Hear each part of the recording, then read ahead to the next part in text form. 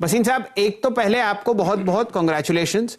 आपने 12,000 की बात दिवाली तक करी थी, उससे एक महीने पहले आपको यह लक्ष्य आता हुआ दिख रहा है। दिन का उच्चतम लेवल आज निफ्टी में मेरे ख्याल से 11,950 था, तो 50 पॉइंट की तो रियायत दी जा सकती है। और एक महीने पहले आपका टारगेट आपके सामने निफ्टी पर। बताइए आगे क्या रुझान है और क्या सजेस्ट कर रहे हैं आप हमारे दर्शकों को और ट्रेडर्स को? हाँ, थैंक यू शैल जी। तो यस, और आपको 25,000 का था बैंक निफ्टी, तो आज 24,000 हो गया। मुबारक हो, 3,500 पॉइंट बढ़ा है अभी बैंक निफ्टी। और मैं अभी भी कहता हूँ बैंक्स में तो इतनी अंडरपिनिंग है कि I don't rule out 25,000 coming in the month of October. This is the time to get into quality stocks, whether it's banks, it's insurance, it is mutual fund, these are the stocks to outperform. आपके लिए मैंने आपको सुबह भी मैंने show पे कहा, कल भी 2 दिन से कह रहा हूँ LIC हाउसिंग, आज LIC हाउसिंग 10% चला है। और मैंने आपको कहा था कि LIC housing will be the next best player after HDFC and HDFC bank. अभी भी मैं कहता हूं the third best player will be HDFC life. कोई भी डिक्लाइन मिले लीजिए, this is the time to accumulate, this will be the star of the next 5 years। Insurance is a no brainer, HDFC life will stand out. अब आपके लिए बायस हैं sir, दोनों 2 calls हैं, दोनों बाय की हैं और बैंक्स आउट परफॉर्म कर रहे हैं। बट ये जो 2 शॉर्ट हैं, एक PSU है, और मुझे लगता है PSUs में इतनी वैल्यू है कि they can only make money for you on the upside. तो आप कहें तो मैं शुरू करूं सर? इरशाद वसीम साहब, और उससे पहले आपको तहे दिल से धन्यवाद है LIC हाउसिंग फाइनेंस के लिए। सबसे पहला कॉल आपका लॉन्ग साइड पर सुबह बाजार खुलने से पहले LIC हाउसिंग फाइनेंस था।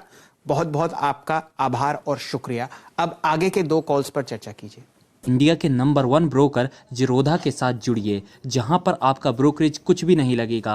ब्रोकरेज लगेगा तो सिर्फ इंट्राडे ट्रेड में, वह भी सिर्फ 20 रुपए। तो दोस्तों, अकाउंट ओपनिंग की लिंक डिस्क्रिप्शन में है, जाइए लिंक पर क्लिक करके जिरोधा में अकाउंट ओपन कराइए।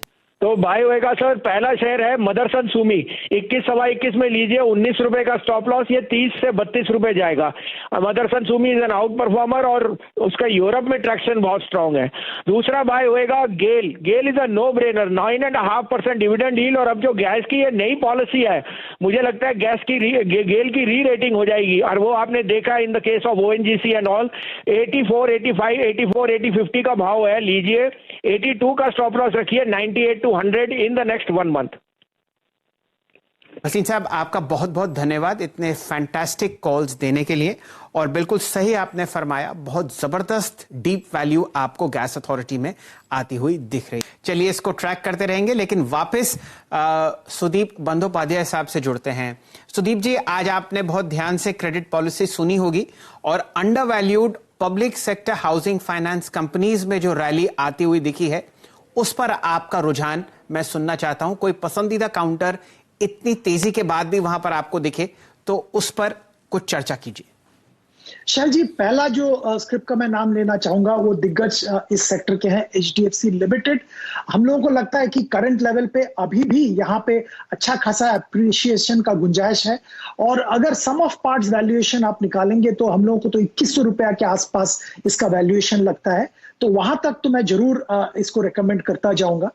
बाकी जो PSU सेक्टर के जो हाउसिंग फाइनेंस कंपनीज है, LIC हाउसिंग डेफिनेटली अच्छा अंडर वैल्यूड था, अच्छा खासा आज ट्रैक्शन देखने को मिला है, पर यहां से भी ऊपर जा सकता है। पर मैं यहां पे और एक स्क्रिप्ट का जिक्र करना चाहूंगा, कैन फिन होम्स। यहां पे भी निवेशक को जरूर ध्यान देना चाहिए, क्योंकि अच्छा बुक है, बुक क्वालिटी है, पूरा रिटेल बुक है और एक्सपेंशन का बहुत अपॉर्चुनिटी आने वाले दिनों में है।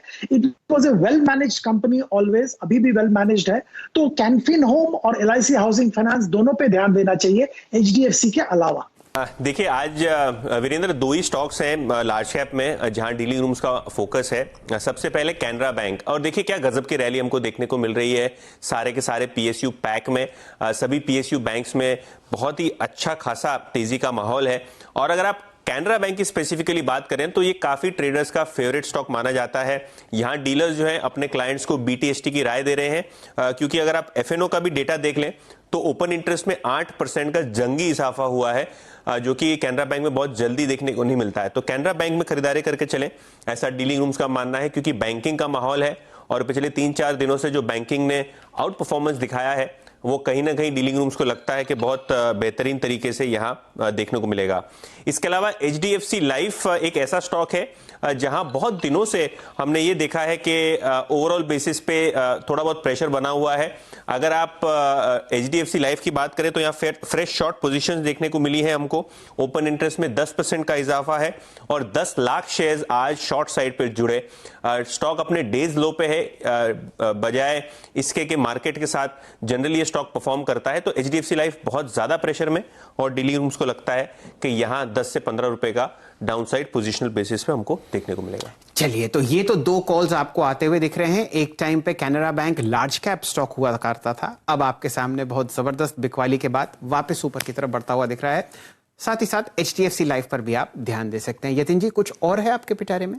दो आज जो है लार्ज कैप्स पे ही फोकस है और खास करके PSU बैंक्स में, क्योंकि वहीं जो है एक्शन देखने को मिल रहा है। और कैनरा बैंक तो एक मिड कैप है ही, तो एक ऐसा मिड कैप जो वायदे बाजार में भी है। क्या नहीं, मतलब कई ऐसे PSU बैंकिंग स्टॉक्स हैं यतिन जी, जब मैंने काम शुरू किया तो इतने जबरदस्त उनके मार्केट कैपिटलाइजेशन और इज्जत हुआ करती थी। हम लोग सोचते थे कि कितने दिग्गज बैंक्स हैं और वो ही अब आपको स्मॉल कैप बनते हुए दिख रहे हैं। प्रभु से यही गुजारिश है कि कम से कम मिड कैप्स में इनको ऊपर की तरफ आप खींचते हुए दिखें। तो चलिए, कैनरा बैंक पर ध्यान दिया जाएगा और HDFC लाइफ पर ध्यान दिया जाएगा। इंडिया के नंबर 1 ब्रोकर जिरोधा के साथ जुड़िए, जहां पर आपका ब्रोकरेज कुछ भी नहीं लगेगा। ब्रोकरेज लगेगा तो सिर्फ इंट्राडे ट्रेड में, वह भी सिर्फ 20 रुपए। तो दोस्तों, अकाउंट ओपनिंग की लिंक डिस्क्रिप्शन में है, जाइए लिंक पर क्लिक करके जिरोधा में अकाउंट ओपन कराइए।